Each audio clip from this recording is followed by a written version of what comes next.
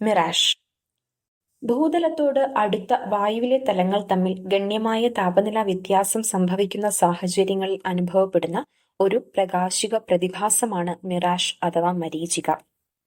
ഉയർന്ന താപനില വ്യത്യാസം സംഭവിക്കുന്ന സാഹചര്യങ്ങളിൽ പരിസരത്തുള്ള വസ്തുക്കളിൽ നിന്നും വരുന്ന പ്രകാശകിരണങ്ങൾ ഒപ്റ്റിക്കൽ ഡെൻസിറ്റി വ്യത്യാസമുള്ള വായുവിന്റെ വിവിധ തലങ്ങളിലൂടെ കടന്നു പോകുമ്പോൾ റിഫ്രാക്ഷനും തുടർന്ന് ടോട്ടൽ ഇന്റേണൽ റിഫ്ലക്ഷനും സംഭവിക്കുന്നു.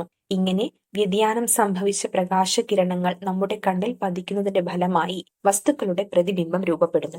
ഇത് രണ്ട് രീതിയിൽ സംഭവിക്കാം.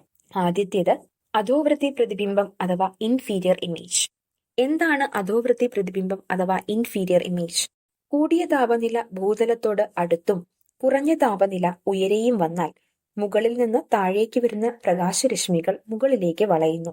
അങ്ങനെ താഴെ ജലമുണ്ടായെന്ന പോലെ വസ്തുക്കളുടെ തലകീഴായുള്ള പ്രതിബിംബം രൂപപ്പെടുന്നു. ഇതിനെയാണ് അധോവൃത്തി പ്രതിബിംബം അഥവാ ഇൻഫീരിയർ ഇമേജ് എന്ന് പറയുന്നത്. വേനൽക്കാലങ്ങളിൽ റോഡുകളിൽ ജലം ഉള്ളതായി തോന്നുന്നത് ഇതിന് ഒരു മികച്ച ഉദാഹരണമാണ്. മരുഭൂമി പോലെയുള്ള ചൂടുള്ള സ്ഥലങ്ങളിൽ മനുഷ്യനും മൃഗങ്ങളും വെള്ളം ലഭിക്കുമെന്ന പ്രതീക്ഷയിൽ മരീചികയെ സമീപിക്കുന്നു.